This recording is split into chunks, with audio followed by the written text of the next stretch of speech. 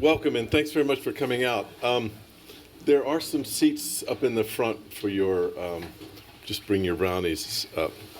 I hope you guys see a bit of a pattern this term, beginning maybe with the exhibition outside of Atelier Bow Wow, around issues of representation and trying to open up a discussion of representation.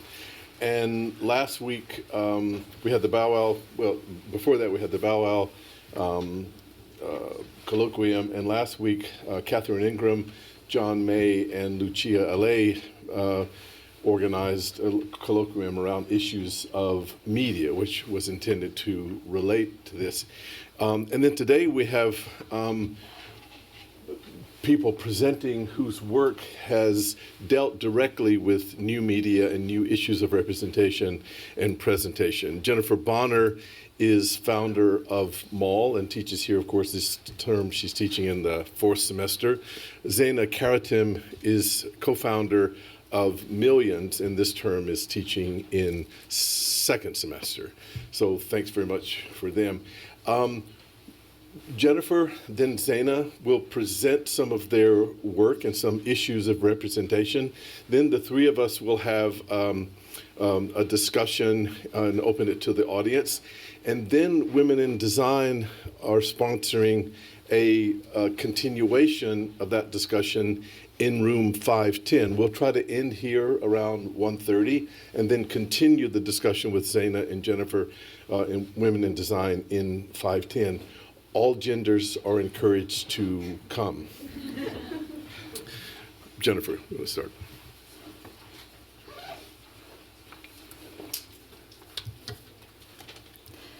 Thanks, Michael, for creating a discourse around topics I think that matter to the faculty and the students at the moment. Kielmo is making jokes about sandwiches on the front row. No, there's no jokes here. This is also really serious. So before we look at my work, I'd like to start out with a quite straightforward and basic claim. A representational project is an architectural project. This is quite basic, but for architects working on the project of representation, it is directly linked to the way in which we conceive of architecture. Representational ideologies are closely linked to the conceptual ones and to the production of architecture itself. You know that she is engaged in a project of representation if it is difficult to discern an obvious representational pattern in her work as projects accumulate over time, meaning representation for one project cannot simply be copied or a stand-in for another project. And here I'm thinking about the work of Zaha or Liz, because their representations project was also a build-up to their architecture project. In Zaha's Peak, along with other work at the time, drawings, models, paintings, renderings, and images all question gravity, flows, confetti plan making, and a new urban. In Liz's Bad Press project, the factory apparatus, labor, the term housewife, and instructions for ironing a man's shirt is conceptual, it's spatial, and it's political, while the representation is presented to us in a deadpan fashion. Yet she doesn't give us the algorithm for how to fold, she leaves us with the image of the formal results. And at the time, these projects were accused of avoiding architecture. But as we all know now, these architects weren't simply sidestepping the discipline, they were constructing personal architectural projects. And so if we take the Slow House and the Blur project and we put them side by side, we find two different ideologies being worked on, which points towards the differences in representational outputs. For Diller and Scafidio's Slow House, Long Island, New York, measuring 47 inches by 36 inches, MoMA's medium description for this specific acquisition is fascinating, and it reads, plan and section consist of a computer-generated print on a frosted polymer sheet with graphite and colored ink mounted on painted wood with metal. I might add that there are also physical objects within the drawing, a protractor, and a rearview mirror that could be described as drawing equipment or debris left behind. In the Blur project, things are not what they seem. Is that a low-lying cloud on a lake in Switzerland, or is it a building? No, buildings can't possibly be clouds. Or is it an architecture about a whiteout or white noise? The architects provide the following narrative. Blur is an anti-spectacle, contrary to immersive environments that strive for high-definition visual fidelity with ever greater technical virtuosity. Blur is decidedly low definition. There is nothing to see but our dependence on vision itself. It's precisely here that I'd like to introduce some of my own work, introducing the potential in representational misreadings. So in a project titled House Gables, things are not what they appear to be, both in representation of the thing and the conceptual agenda. Misreadings or flips occur with form, spaces, and rooms. And at first I'll begin with form. Ordinary roof typologies were borrowed and sampled from 50 nearby houses. And this results in a cluster of 6 gable roof forms with 6 different pitches. And when they're intersected as pairs and further complicated through intersections with one another. As far as gable roof pitches go, all exceed typical contractor geometries, utilizing 14 to 12, 17 to 12, and 19 to 12 slopes. Even though the formal investigation began with symmetrical gable forms, strange profiles emerge on all 4 elevations. On the primary long elevation, we can see conjoined gables, and due to a slight rotation and shearing from another gable pair, an elongated form can be seen towards the back.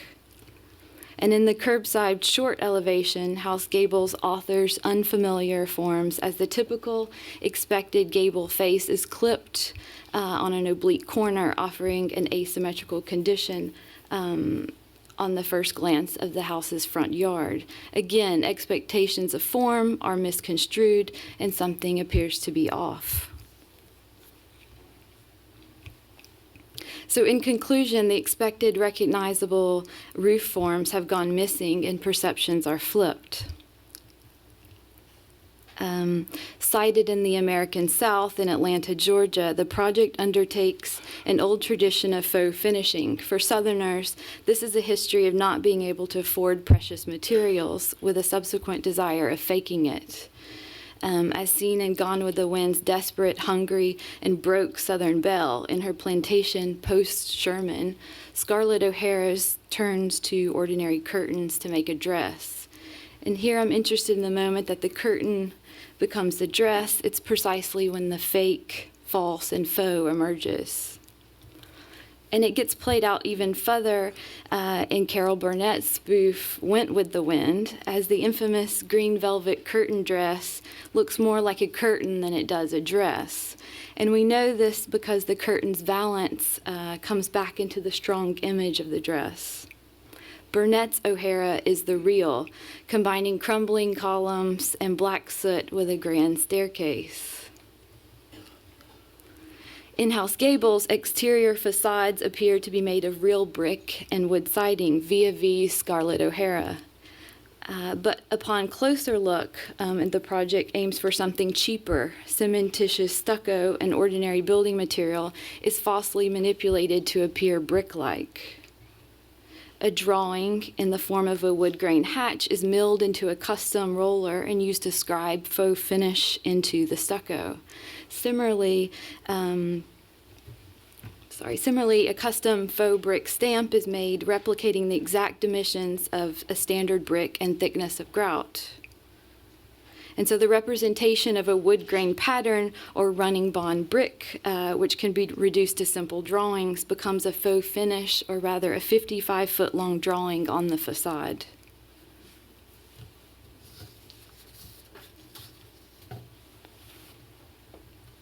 And yet in another type of representation, the kind submitted to the building department, 4 elevations illustrate how House Gables will look like a brick house when 2 elevations meet at one corner and a wood siding house from the other corner. But for me, faux bricks and faux wood siding are not enough. The representation of a new house image requires more attention.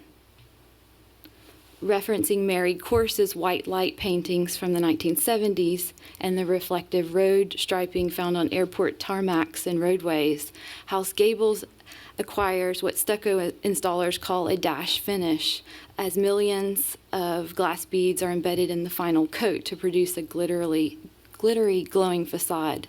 And this is the technology. It's a milled custom roller, a pile of glass beads, and a brick stamp. It's kind of difficult to photograph, but for those of you that have seen it,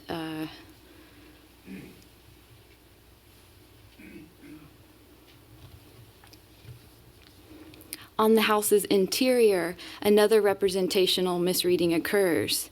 In the next set of drawings, orthographic plans and sections are drawn without lines, or rather, lines have been exchanged for faux finishes.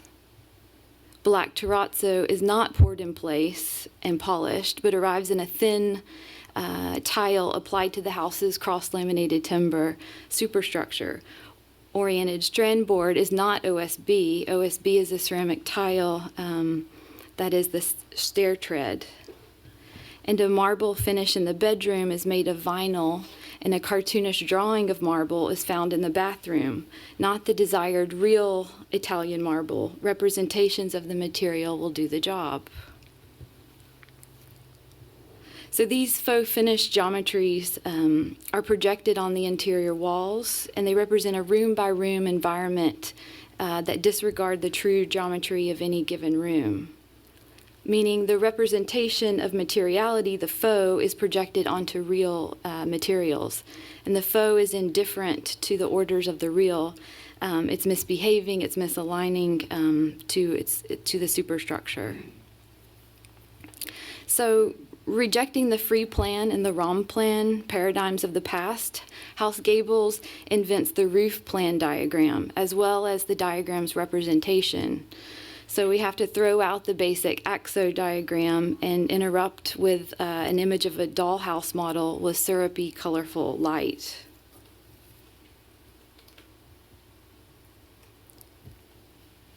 The roof consumes the plan, while roof rooms are made dominant plan logic.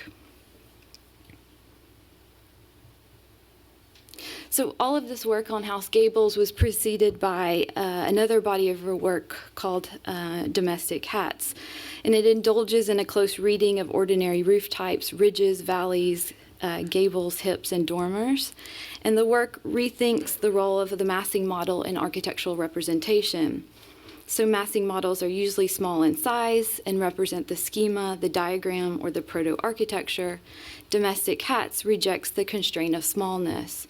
So for these purposes, the models are scaled up to an awkward size without the luxury of more detail or information.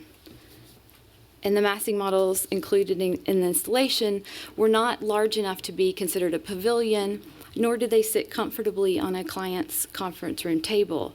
Intentionally inflated, they merely represent themselves, and in some cases become yard art for the houses where the research originated. Axons are drawn, but with two agendas in mind: razzle-dazzle roof surfaces and vectors necessary for cutting the foam model on our 4-axis wire cutter.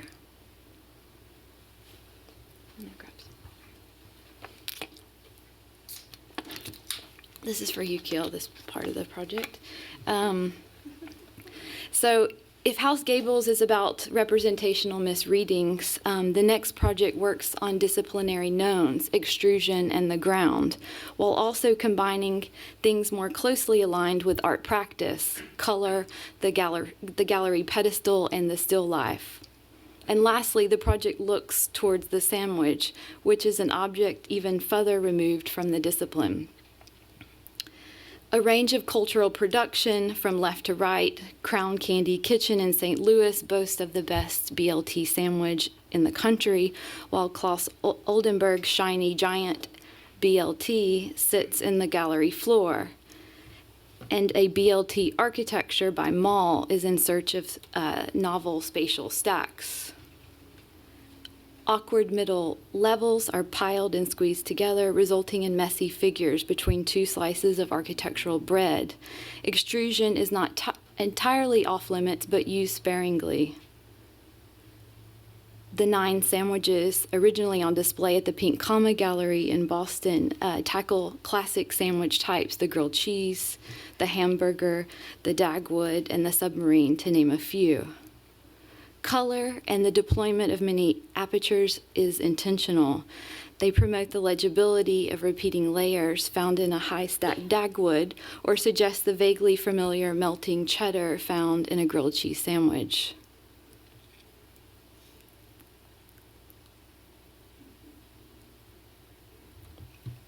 So whether they are displayed in a picnic scene, served up in a single elevation, or distributed in physical models, color is part of the recipe. If Mies's use of the chrome-plated steel cruciform column in the Barcelona pavilion was about reflection or spatial effects, then the chrome column cited in the architectural gallery represents something else here. Here, the chrome column is chopped off, a deliberate nod to a shift in paradigm from architecture of extrusion towards architecture of stacking. A sandwich sits on top, and the gallery pedestal is not the generic white box, but a leftover from a previous way of thinking. In architectural sandwiches, there is no single ground upon which the unified figure sits. Instead, these stratified buildings propose a multiplicity of grounds, which slice the elevation into a series of horizontal figures. Visionary architecture has a long history of being rendered on top of recognizable grounds. In the post-war era, numerous architects depicted their utopian speculations against a backdrop of ubiquitous urban and rural landscapes. Best Sandwiches has its own familiar ground plane, the picnic blanket. On one hand, the picnic blanket is a known accompaniment. On the other hand, it is checkered. Iconic pattern is not a likely ground for a cluster of buildings. Its thin and wrinkled surface connotes whimsy and delight rather than firmness and weight.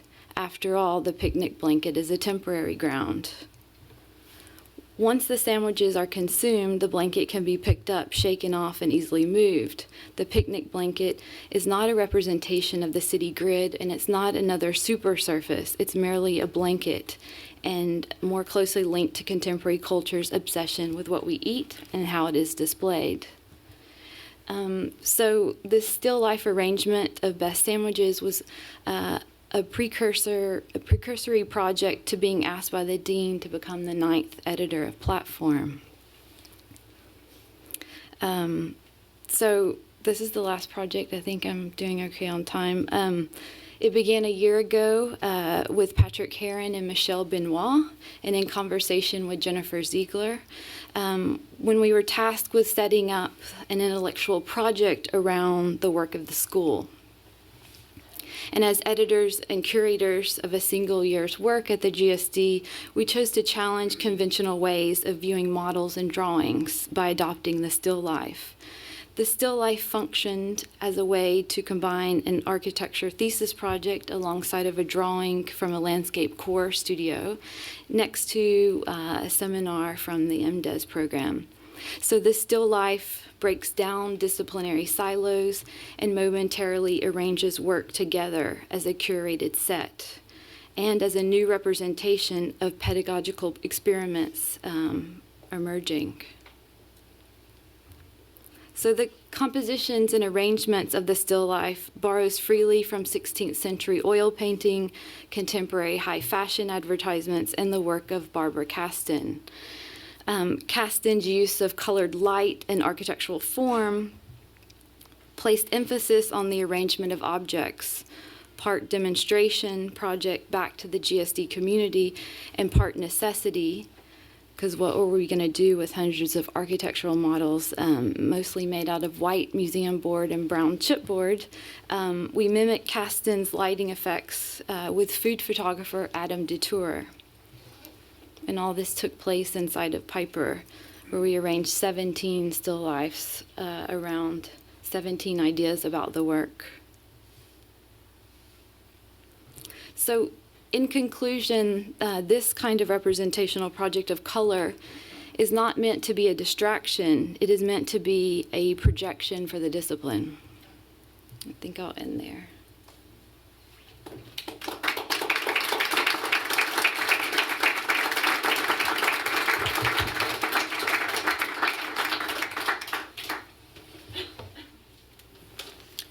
Okay, can you hear me? Yeah. Thank you, Jennifer. That was beautiful. And thank you very much, Michael, for arranging this event. So I'm going to start with a slide from John Stock. So this kind of responds to your request of merging the two events a little bit. So John and I in our practice have been interested in images for a number of years now. And I've been trying to understand their relationship to more traditional ways of representation, like architectural drawing. This presentation builds on John's talk from last week, in which John describes difference between drawings and images and how that might affect the way we design and how, more importantly, we can talk about representation today. What I will do is present experimental projects, some past, some ongoing, that begin to challenge this idea of the drawing versus the image. The tools and the instruments that architects use to represent architecture have changed and expanded.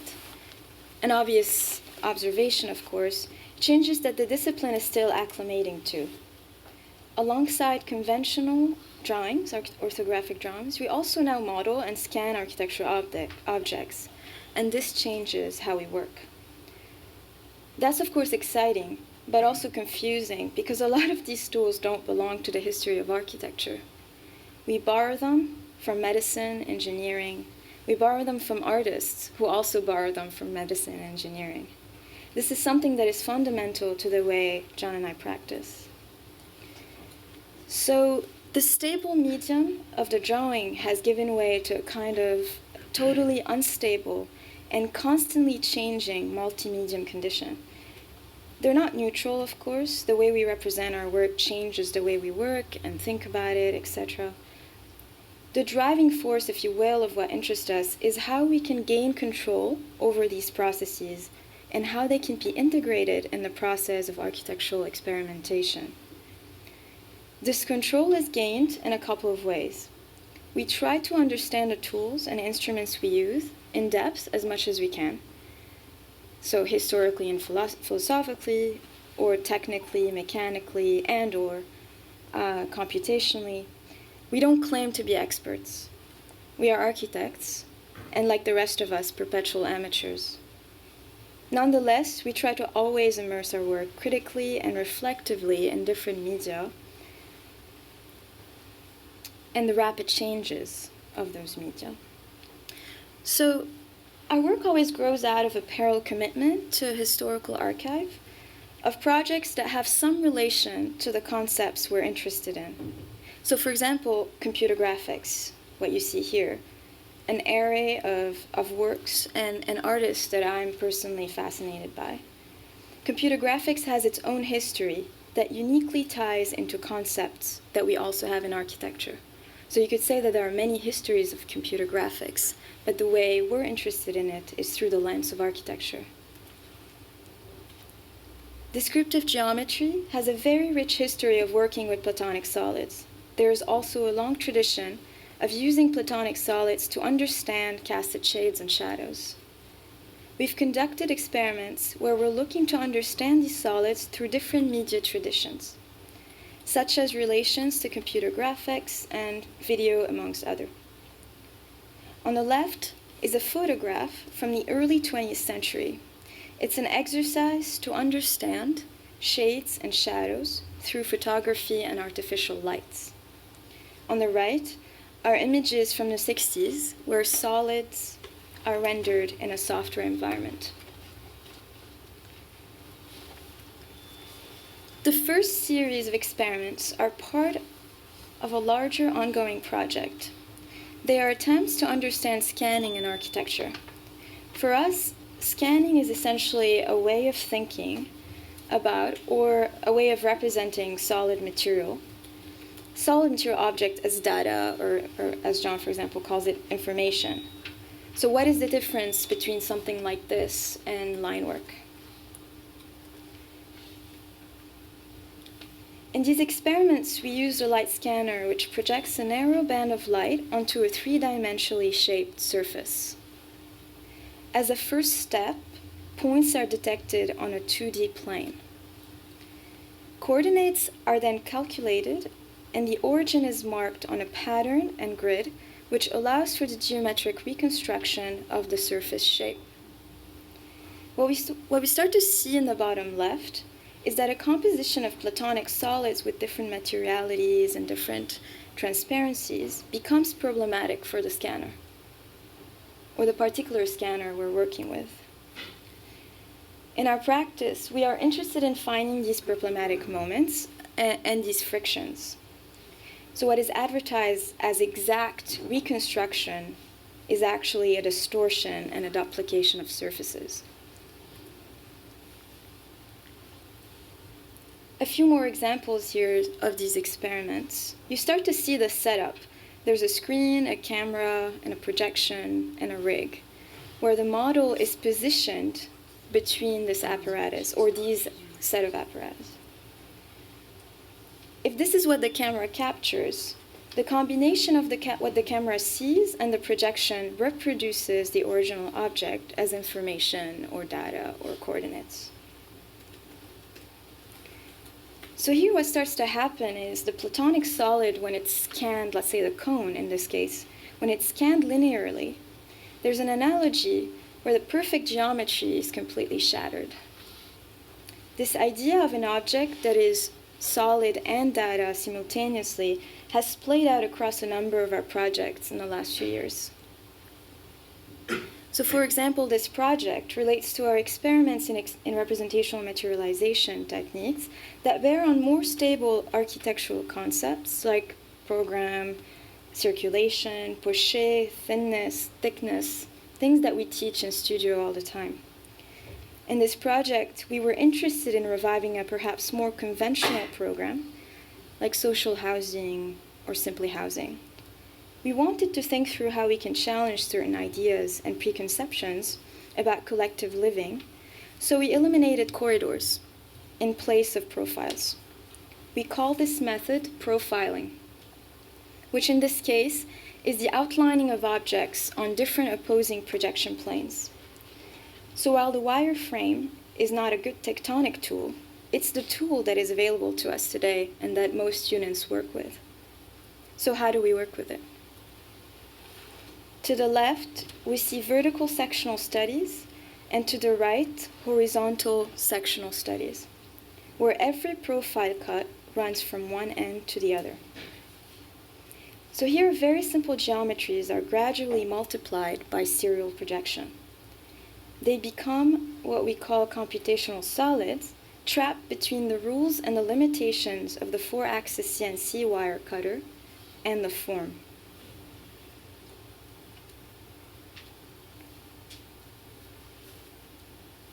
So here you see an animation of the process.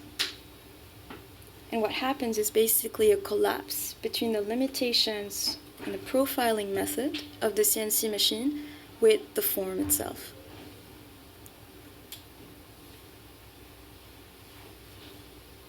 Of course, done in processing. We intentionally set up this productive tension between the immaterial, or the wireframe, and the materiality of the solid forms that are cut by the machine.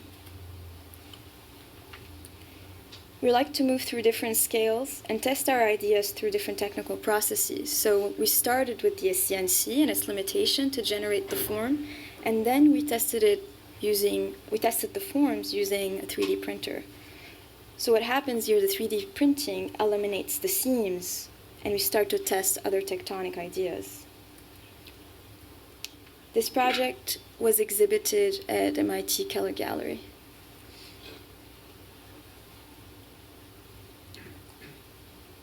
So here I'm going to give an anecdote by Dan Sandin, a computer graphic artist. This is a still from his video, triangle in front of square, in front of circle, in front of triangle, produced in 1973 in Chicago. This video deals with two ideas. First, Sandin talks about the illusion of perception on a video screen. The triangle is simultaneously in front of the square and behind the circle. However, the circle is also behind the square. Sandin also explains that the language from classical concept of perspective often no longer makes sense on the video screen. So basically, we need a new vocabulary to talk about Platonic solids on screens.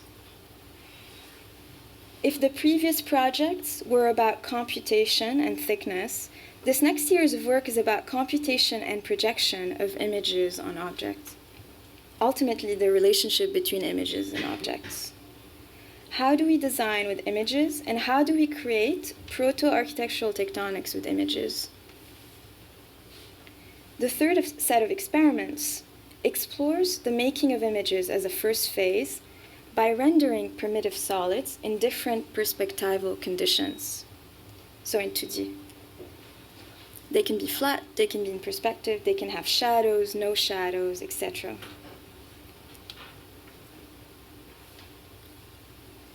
Images are made of pixels, was the realization. And pixels are spatially oriented. We know each of their XY values, which means we can manipulate them and move them. The first observation is that digital images are things that computers can work with beneath our perception. So how can we work on them? The process involves dissecting the structural basis of an image and its content and reorganizing them through very simple algorithmic operations along the XY axis and then later the Z axis. They are sorted, parsed, using specific parameters such as RGB values, brightness values, threshold values, highlights, shadows, etc., to reveal the three-dimensional data space of the image. This was done at different resolutions.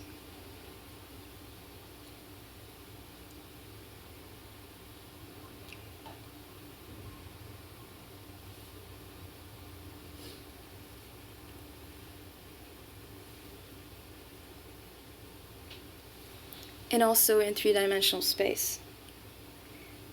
What the process starts to reveal is false positives, meaning objects that we don't recognize as Platonic solids, but that are nonetheless controlled.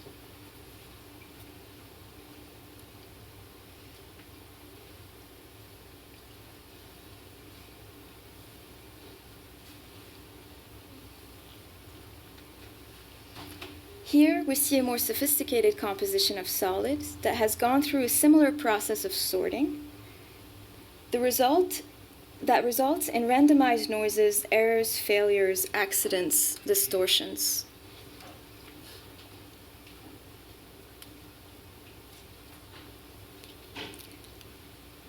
Here is an example of this process in three-dimensional space again with a more complex image. And again, it starts to reveal the literal data space of the image.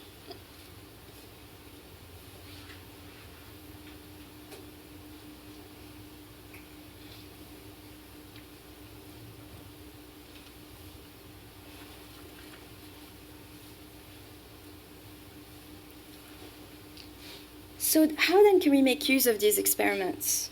One way of doing that is to extract line work from these images, something that we are familiar with as architects. So how do we segment? How do we classify? Is it by color? Is it by shape? Is it by size, area, etc.? The list goes on. So here I'm using simple feature extraction algorithms to start to understand what can be classified. The attempts to extract content from an image continue here in a familiar technique. I think of these as specification drawings. which are not quite elevations, nor orthographic drawings per se, but they try to describe the contents of the image through line work.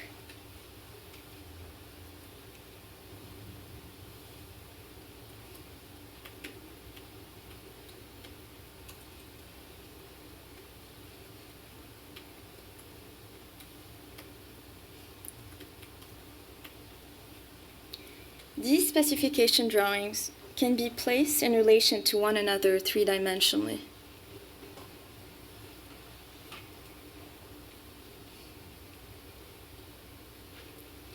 And through simple modeling processes of extrusion, lofting, or any number of commands in, let's say, Rhino, they can be imagined as solid objects that can be 3D printed or that a 3D printer can understand. A similar process was tested through rendering engines. This is the inversion. Rather than producing solids from images, it is using images to subtract from solids. Renderings, because of course there are kinds of images, they can obviously provide the data necessary to perform these operations and the same kinds of exercises that have been used in previous experiments. So these resulted in a second set of models, also 3D printed, but much bigger. This process can become recursive if we ask the scanner to then reinterpret these process objects, meaning these objects are made from images that are scanned, but then they can be scanned again and continued and reproduced. So here are computation solids placed in conversation with their images and the scanner.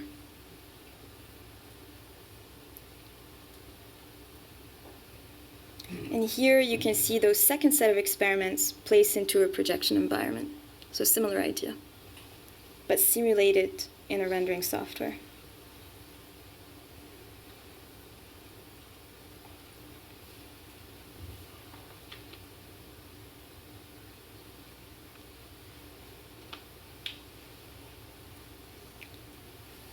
So I'll end with this video. We were asked by the Architecture and Design Museum to contribute a plan to their drawing show this past October. Instead of giving them a preciously plotted plan, we gave them a TV and a video. The process involved electronically manipulating the orthographic plan itself that they wanted or that they requested to emphasize that line work produced in Rhino or AutoCAD is actually an agglomeration of pixels. John and I think our work always is moving between these paradigms, drawings and images. Thank you.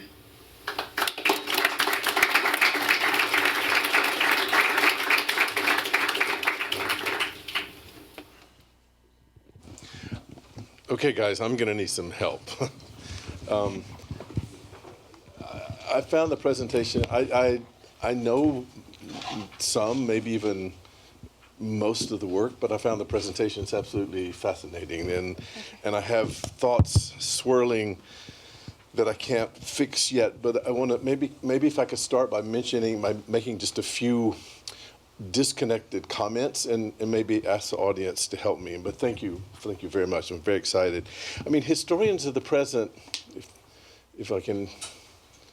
Those of us who wish we were historians of the present are constantly looking at work for patterns and trends that can be structured, if not generalized, so that we can see sort of historical patterns and movements.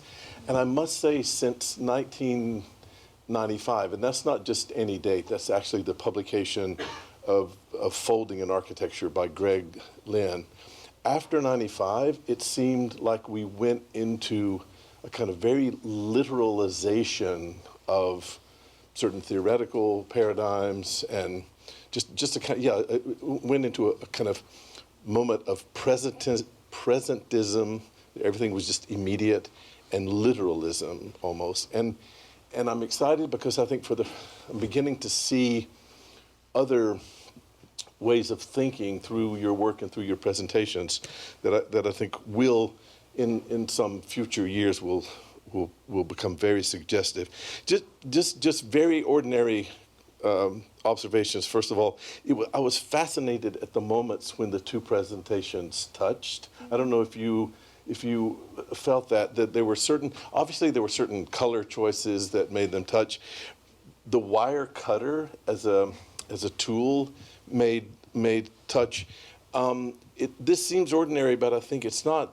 Both of you have pretty close, deep knowledge and close relationship to art practices, to photography, to fashion, I would say, as well as medicine, engineering. Now, all of those, architecture historically has been close to disciplines like that.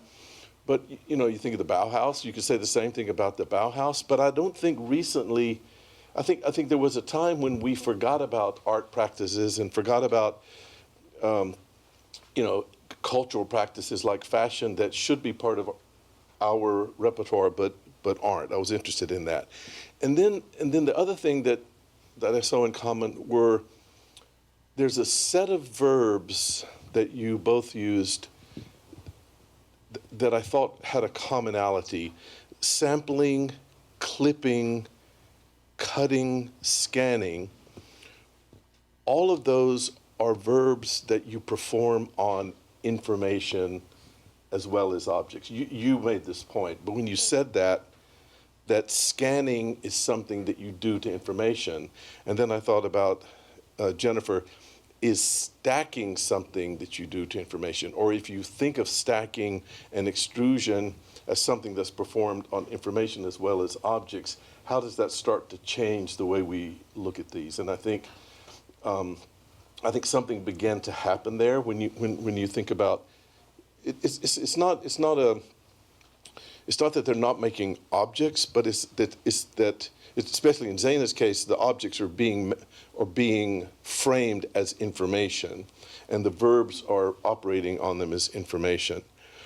Sorry. When Jennifer showed the photograph of the highway, I thought, of course, about Tony Smith's experience on the New Jersey Turnpike before it opened. Remember that? Tony Smith and a group of students from Cooper Union drove out in the 60s, late 60s, on the part of the New Jersey Turnpike that had not yet, it was finished but not yet opened.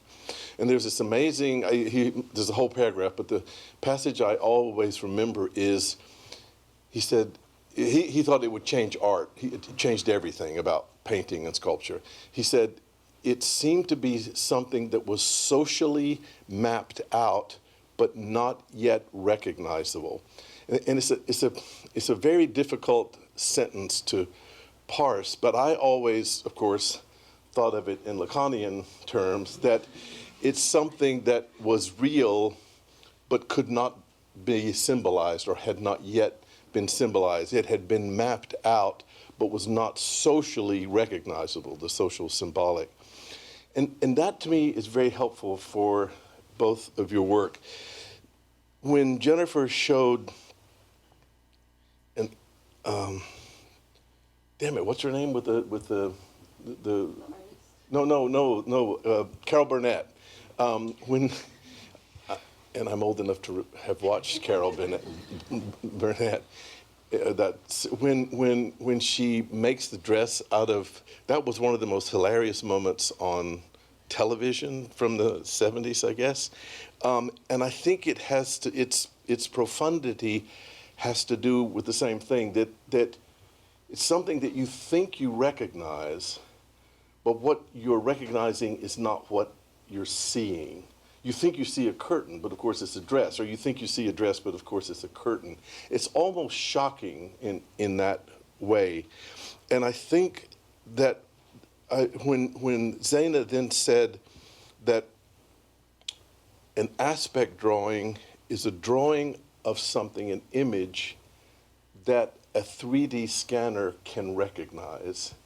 And that I try to put those two things together. And what I'm trying to say is that the symbolic systems that we tend to look at architecture through are changing. John makes this point over and over. Of course, it's has to do with changes in technology and changes of the way we process information, but it's also changing in the sense of what we think about the architectural real, what is underneath all this, and how does the real push through. And it's again, thinking about the Tony Smith quote, that something is happening that is not yet symbolizable, not yet recognizable, that has to do with these new verbs, new processes, new ways of processing information. And of course, the idea that the 3D scanner understands certain images and not others is also exactly Kant's definition of the imagination, that the imagination produces images that the understanding can process. And that seems to me to be very suggestive that what is changing is something very deep in the discipline, these processes. I don't know if that connected at all, but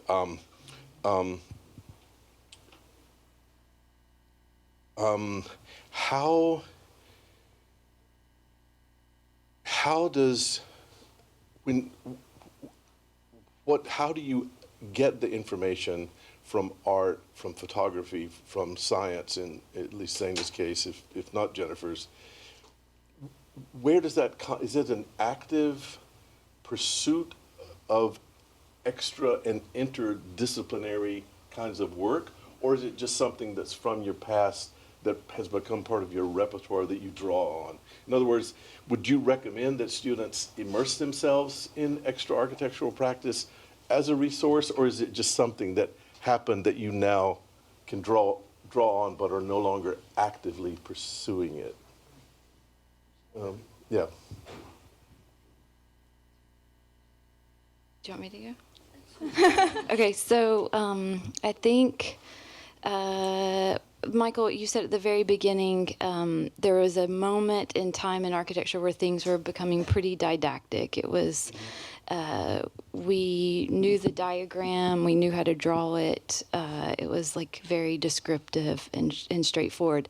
And I think a lot of these tendencies is to complicate that process or to make things appear in a way that they aren't physically. So I was thinking about when Zeina was presenting and I was presenting, there's these we keep talking like in terms of procedures, or we were kind of like describing how we do it, but not necessarily in a didactic way. So meaning all these projects are quite layered with a lot of stuff kind of pushing into them.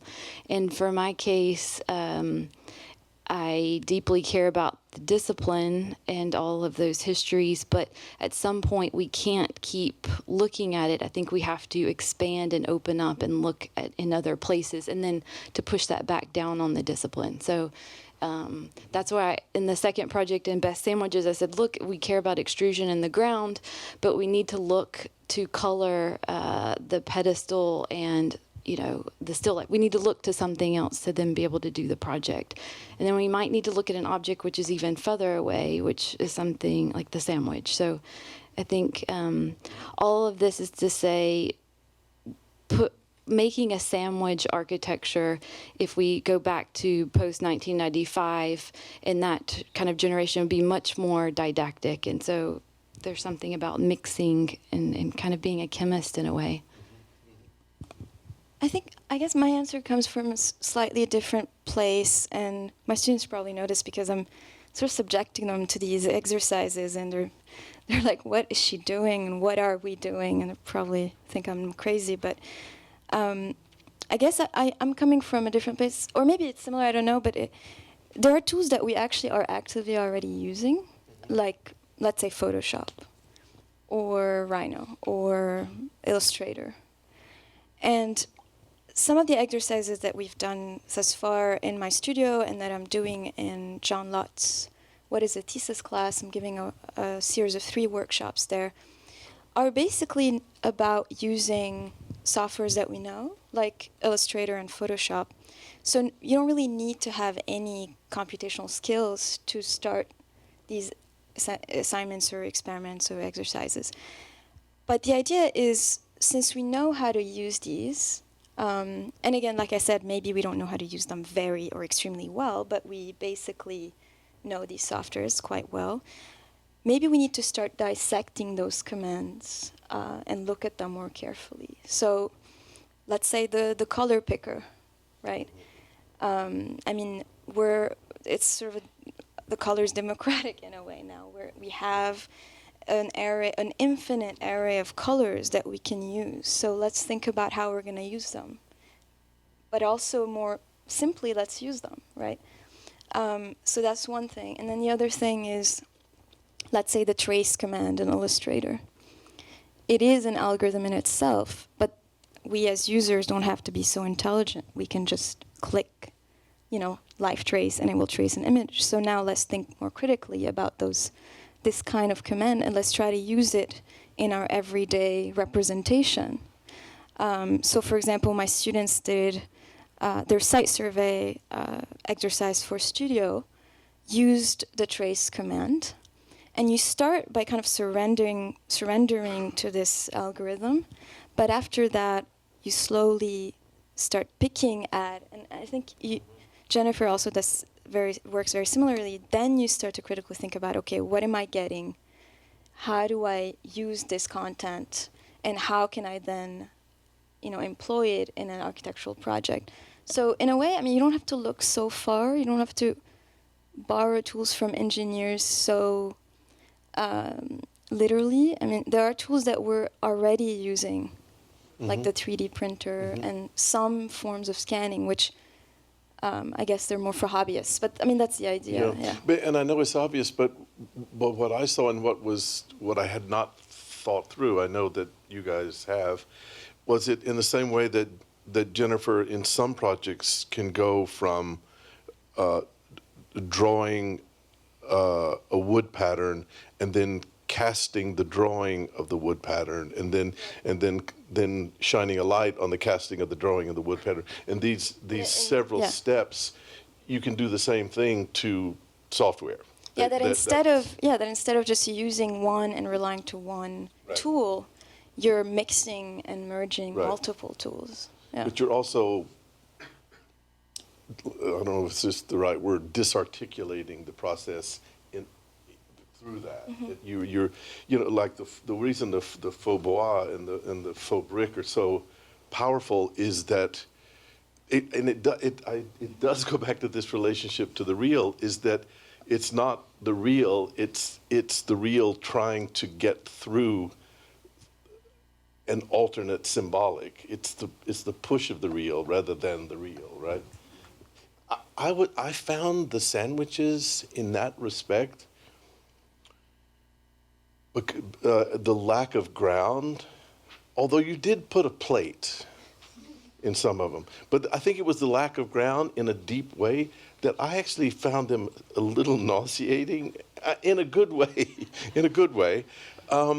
I actually found them slightly disturbing. If you really think of them as architecture, there's one now that I think it's because of the way they connect and process information that is not expected, nauseating in that way. Like not nauseating, like seasick kind of nauseating. Disorienting, ungrounded. Am I getting destabilizing, but in a nauseating way. Yeah. No more sandwiches for Michael. No more.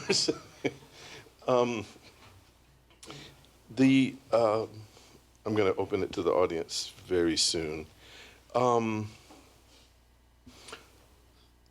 know that exhibiting architecture is routine, but both of you think about the exhibition in a much more,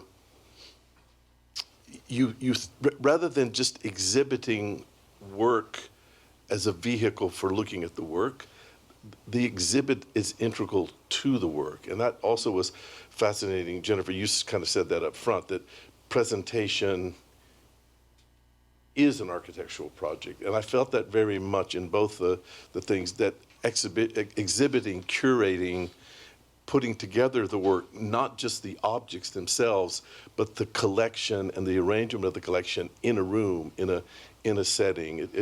I just thought that was remarkable. Some of it maybe comes from, you know, it's also kind of a research work that you're doing, but one imagines that that would, you know, continue and go through as the work shifts around. Questions, comments from the audience? Way in the back. No, you need the thing. Just say anything you want. I want to try to pick up from where you left that off, Michael, with the exhibits. The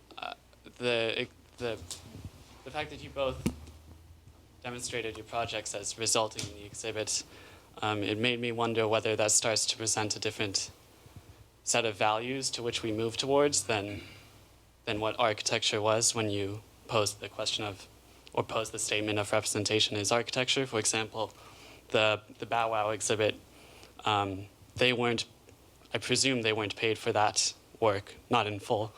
Does that start to create a different set of values from sort of the profession of architecture in which we do aim to get paid for that work? To go on from that, I'm wondering if there's a difference in saying representation from saying documentation, where as soon as we start to use the method of documentation, which is sort of the representation of what's already there, when we start to use that to present something that doesn't exist yet, does that put us in a sort of existential bind where we're generating something which doesn't exist with the very method which is meant to record its existence? Absolutely. I mean, our work basically deals with that. And when I teach, I usually put it in those terms as well. You know, are you documenting or are you representing? There are two very different things, right? I was also thinking, actually, I mean, this is not really such a new thing. Like Leibskin's thesis project at the Cooper Union started with this obsession with collage that, you know, Heidegger was teaching at the time. But, you know, collage became a way to generate a completely, maybe, I don't know if the historians would agree, but maybe a new plan, a new axonometric drawing. So it doesn't answer your question directly, but representation is not binding, if that was the question. It's not. It actually generates new realities, and that's always been done.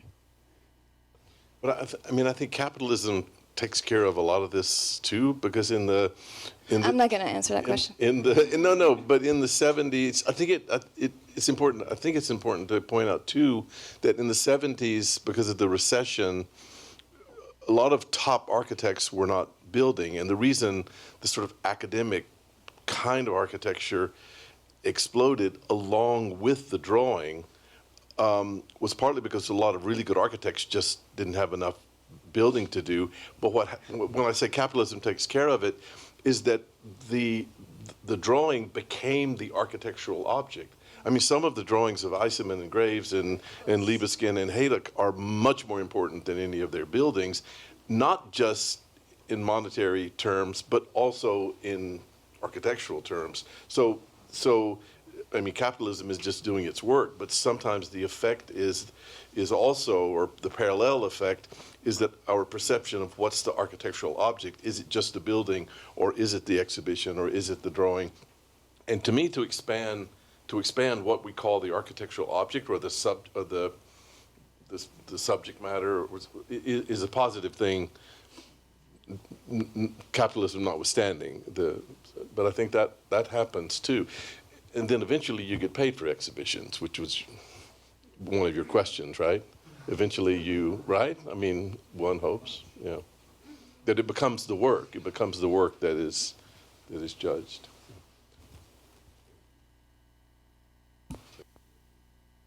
Yeah, so I maybe want to put a second term on the table and maybe suggest that we're doing more of one than the other. So if representing has been kind of the term under which a number of events have been gathered, I'd also just like to offer producing, and maybe try to distinguish between the two and claim this more under the rubric of producing.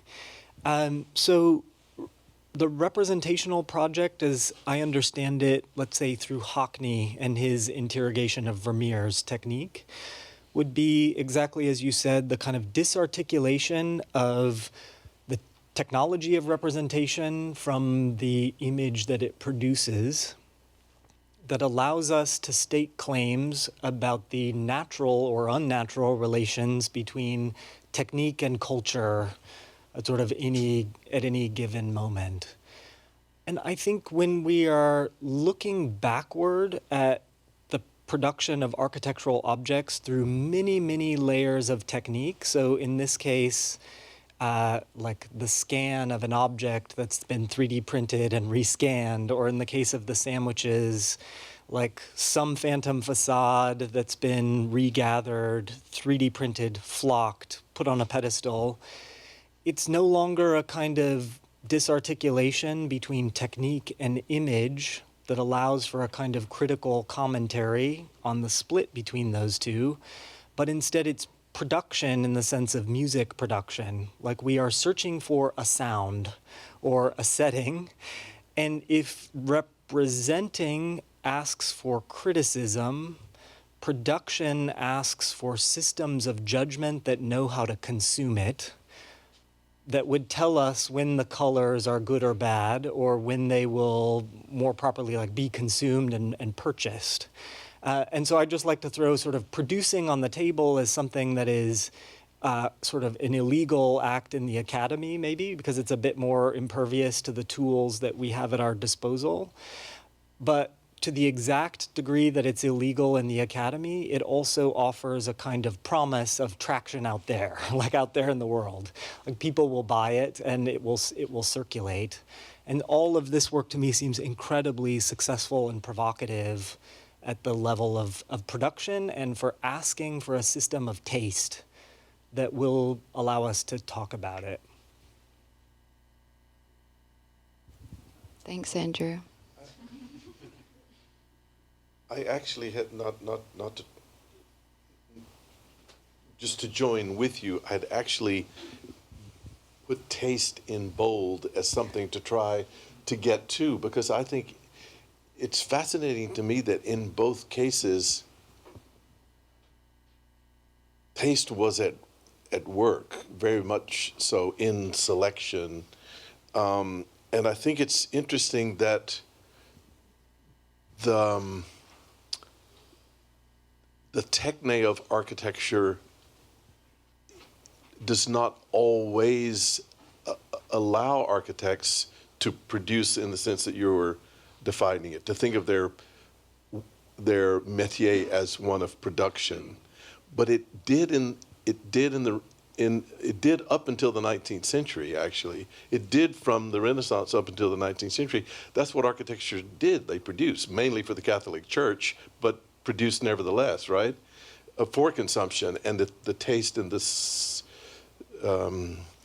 parameters of judgment were actually quite clear. And then we kind of lost, a different era of technology invaded, and we kind of lost that somehow. It's really interesting. Alexander, yeah. Thank you so much, both, for sharing. You have a mic? Yeah. I have a microphone, okay. yes. I brought it, no.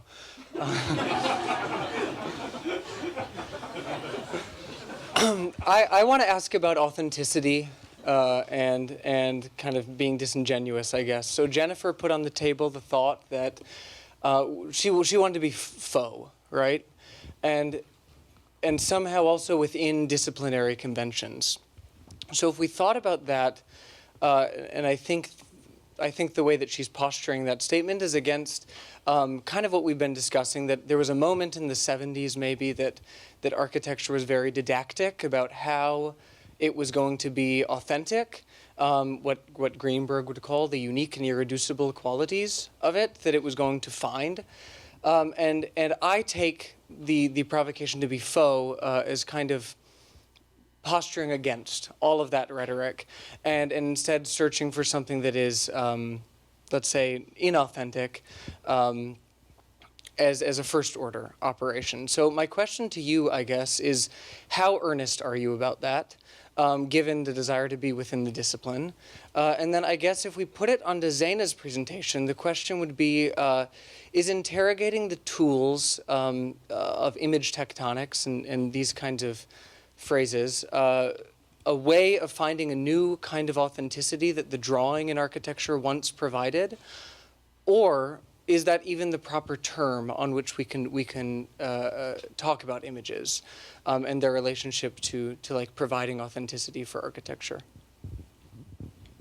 So I don't really understand what you said, Alex, but the project of the faux, I don't think will happen in another project. So the kind of point that I was trying to make at the beginning is that the representational project is the architectural project for that moment. So you won't see Jennifer Bonner and Mall using faux, just throwing it out there for every project. So that's deeply connected to the house gables and the materiality being sampled on the interior and on the exterior. So,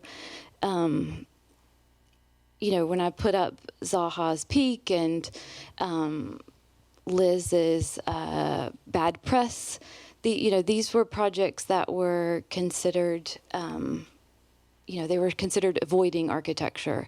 So I guess what you're saying is that I'm saying I want to be in the discipline, but that I'm also trying to kind of turn our attention to something else for a moment in the faux.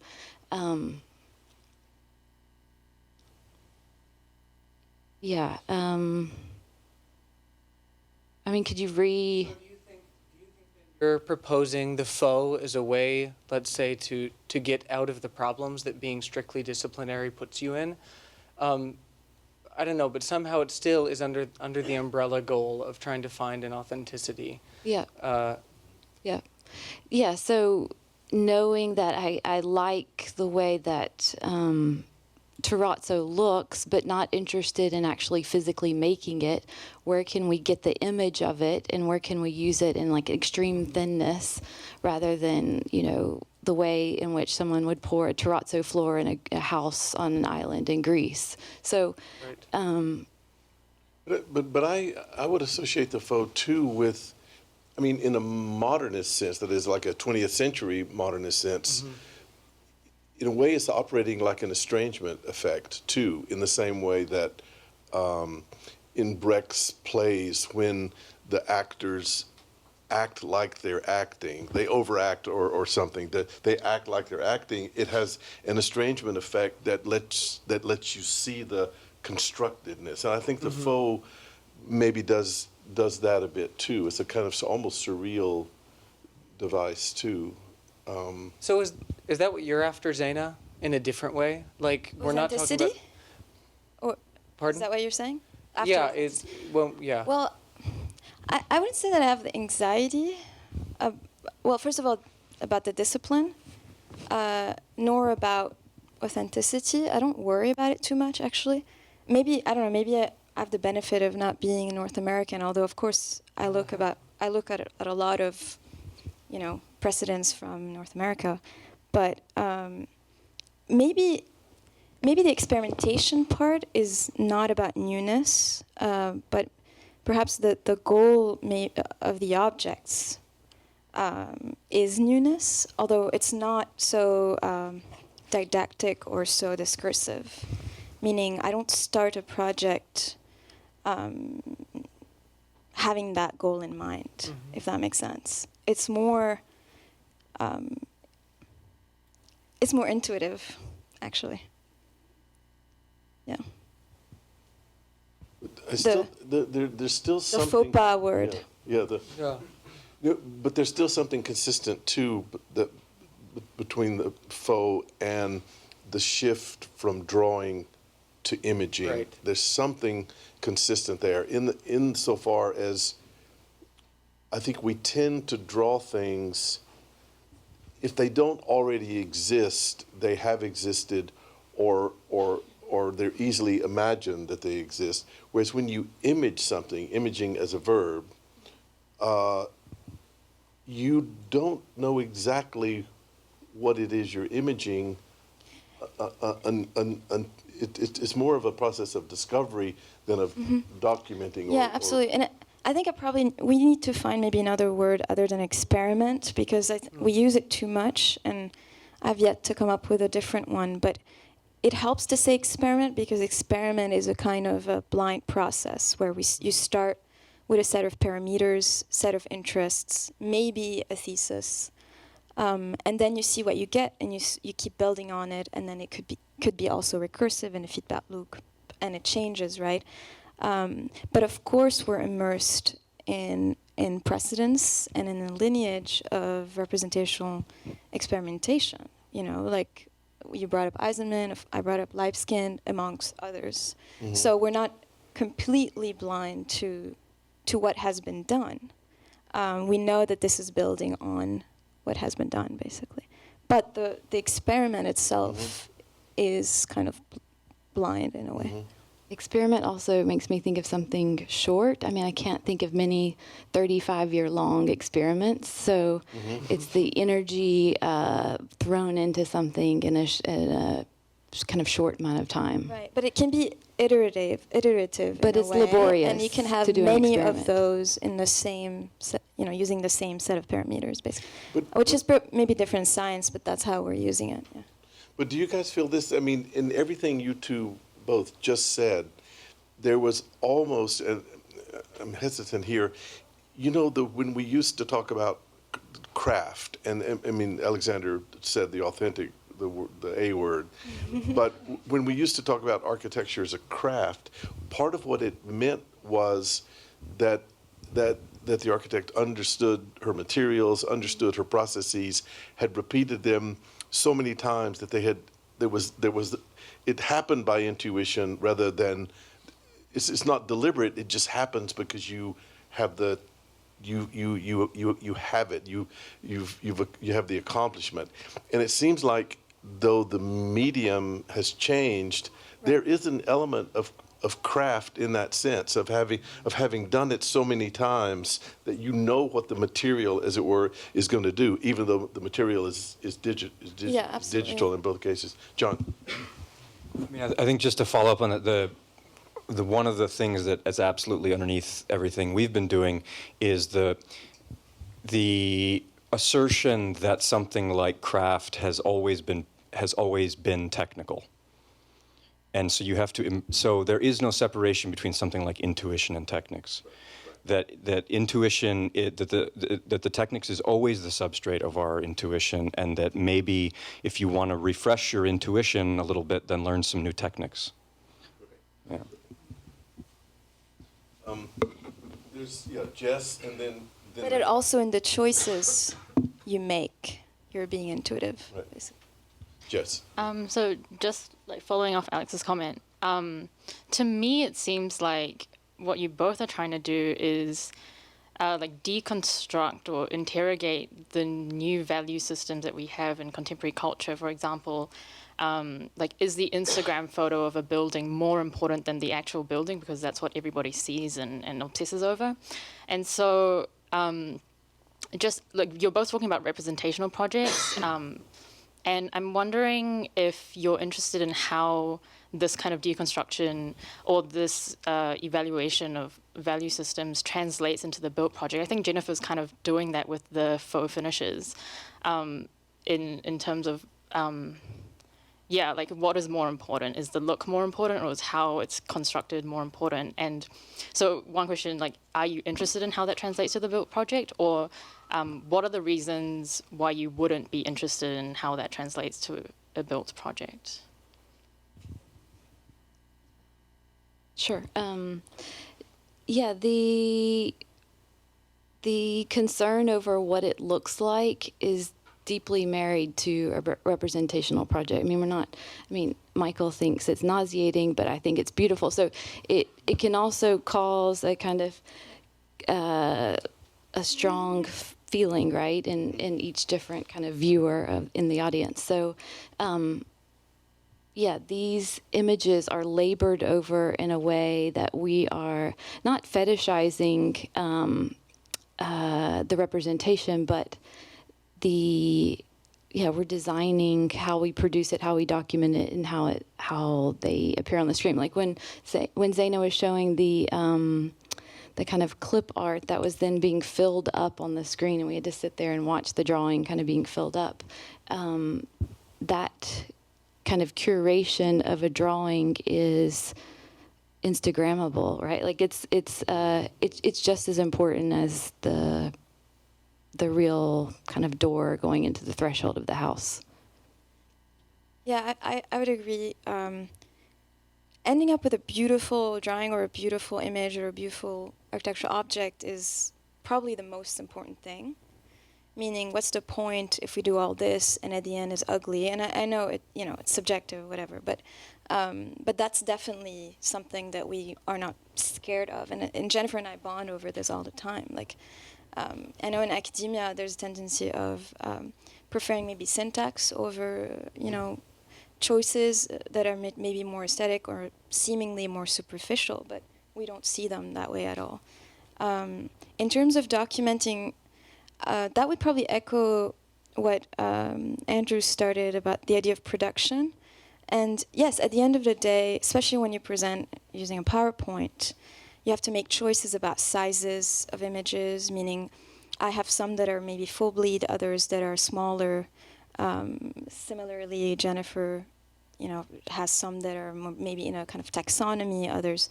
So all of this is, of course, curated, and the colors are curated, and they, at least in my mind, match. These are very simple things that we think about as we're going through the process. But I think that should emphatically be seen as an expansion of the work of the architect, not a reduction. Going back to Andrew's analogy with music, the way that reverb or subsonic bass matters in music, it's not merely decorative, it's not merely atmosphere, it's essential. And I like the way that issues of atmosphere and mood or whatever come into not as supplements but as integral to the project. There were like four hands. Hisham. Oh, sorry. I'm sorry, Hisham. There was one in the back first. Yeah, and then. I am interested in the comments so far about the kind of total circulation and consumption, given that, contemporary means we're definitely kind of accelerated the amounts of images that we're producing, the amounts of images that were consumed, and how that's directly changing the types of images that we're producing. But my question goes to more about, to Andrew's point about noise. Given on one side that every act of communication has some, or active transmission of communication has a bit of noise, and the noise has often been productive, incredibly productive in the history of instruments, eliminating noise or kind of using it in certain ways. Mm-hmm. But then also within aesthetics, about kind of reveling and kind of getting inside the noise to kind of produce seductive effects. So maybe my question, just in terms of the noise, and if you just maybe say a few things about the noise in particular of your representations and how you see that as valuable. So it's probably a longer discussion, but yes, the images in a first hand, when they're manipulated, produce noise, right? And of course, you're aware that when they're copied from PowerPoint to PowerPoint, or from Instagram to Facebook to website, right? These images are being compressed and compressed and compressed, and the noise at the end of the day becomes a kind of simulation of noise. It's not really real noise, right? Anymore, in a way, between quotation. Like it's not. This is, because this is used. This is produced using signalization, like circuit bending tools, a combination that come and hack a screen and produce this, for example. So you could argue that this is maybe more convincing noise, but once it's recorded, photographed, and then used on different screens, then the noise is compressed. Now, in terms of the sort of compression aesthetics and the kind of seductiveness of the glitch, I think that it's being used a lot, actually, maybe more on the West Coast. And there is definitely a kind of a fetish, of the glitch, and everybody thinks it's a kind of eye candy. And so we took it on as a project that could be more serious. So we're saying, well, this is the culture we're in, right? So how can we make this a more serious representational project, basically? The noise that I'm seeing right now is things getting kind of copied and turned over and reproduced so quickly right now. So images are out, and then people kind of, are kind of imitating. And it's just interesting what that's kind of doing to the discipline and how that's like pushing situations forward. John. I have a question related to sort of the very choice, in Zeina's presentation, the very choice to illustrate or to sort of demonstrate the processual or procedural aspect of the research, let's say the scanning technology, for example. And I'm sort of also wondering how this is, in a way, a sort of a form of subversive, sort of like epistemic act, in the sense that Michael was talking about the sort of didacticism of the early dealings, or the early, whether it's scholarly work or sort of more practice-based work, the early dealings with computational architecture representation, sort of Greg Lynn's first book, etc. So it's didactic, but at the same time there was it was like an animism or an enchantment of these tools at the time that was almost like treated almost as sort of magical tools of automated representation, and here sort of you're almost doing the reverse, in the sense that you're looking at the scanning technology that perhaps you're not, from the point of view of the makers of that technology, you're not supposed to know how it works or why it works. In a way, so many. We're talking about also Rhino and Photoshop. In the actual companies that produce these softwares, different branches of the software don't know what's happening in the other branch of the software. So it's also like this. The technique has specific the technique or the technological aspect has a specific division of labor for each tool. So, like the scanning technology, this very same scanning technology is used by different artists, by different academics, by different scientists for very different reasons. So here you're looking at it as something that's almost you've been denied sort of epistemological access to, and you're going to reclaim it by understanding how it works somehow.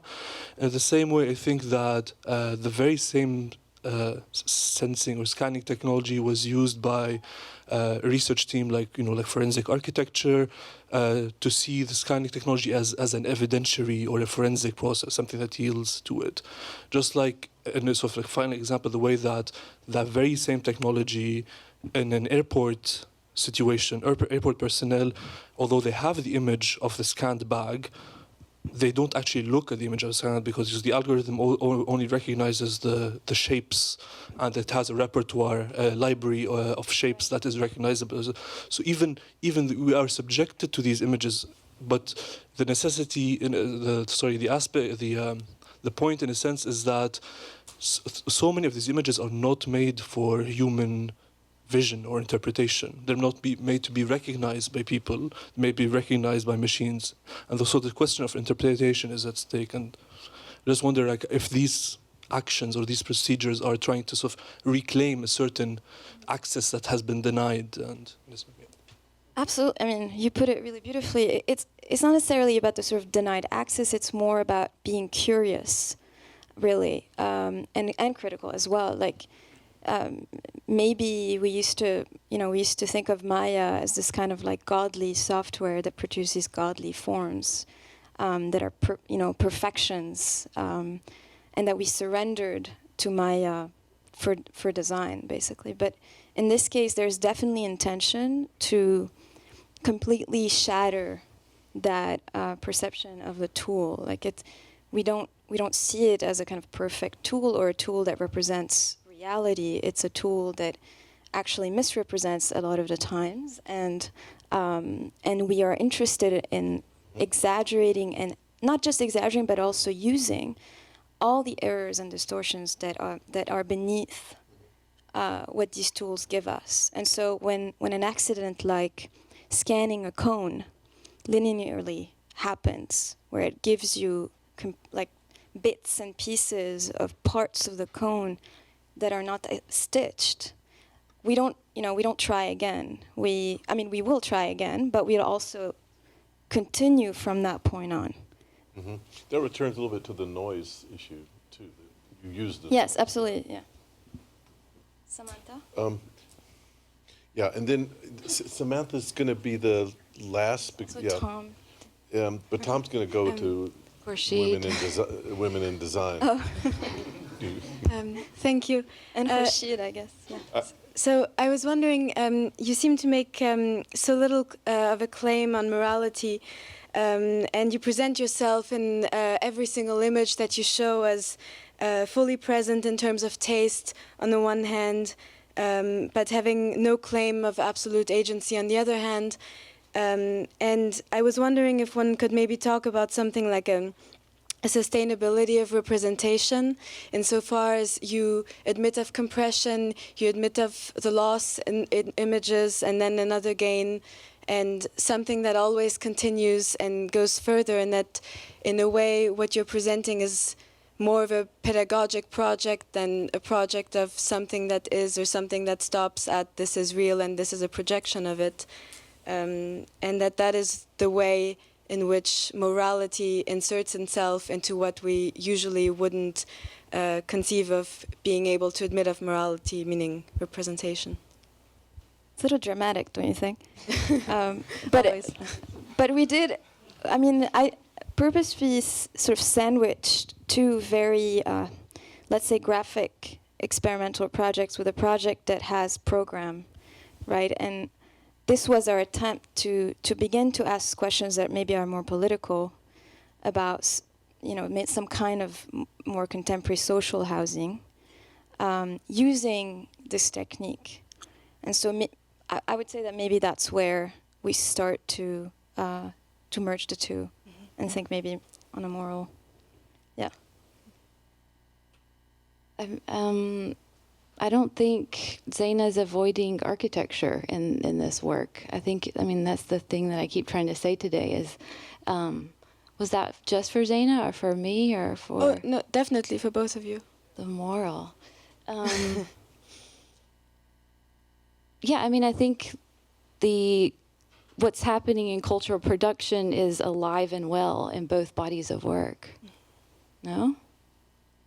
I wasn't suggesting that your work is not moral or that there's no morality in it. I was just proposing that morality shifts itself onto the plane of representation rather than the usual social aspects. And that there's something of, we take an image and through the new technique that we learn, we can always do something more with it, or the process always continues, the conversation is never over, and that is a kind of morality in itself. I apologize for having to stop this, but I'm reminded by Lindsay that tomorrow is International Women's Day, and I think so rather than think of this as over, think of it as pausing, changing venues so that we can celebrate the work as being produced by women as well as work that's interesting for other reasons, and move to, Lindsay, is it 5:10? Move to 5:10 and continue the conversation. And thank you very much. Thank you, Mike.